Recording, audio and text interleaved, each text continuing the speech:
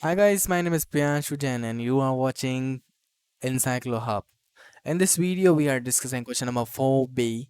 Before starting this, I want to share something. We are providing all type of solutions related to the studies. If you are doing any degree, any course from any university, you have to tell us about your queries on your WhatsApp, on our WhatsApp, and you will get your answer in a day. You have to tell about your queries in a day, and we will send you the answer in a day.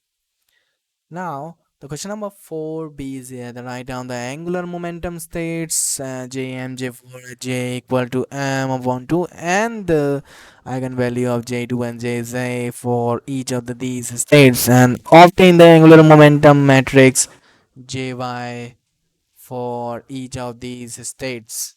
So this is the question which you need to answer all the questions. So if you need answer of all the questions, so please drop a message and collaborate with us. We are providing very genuine answers.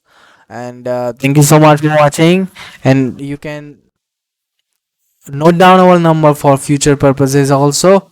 And we will meet you soon in the next video.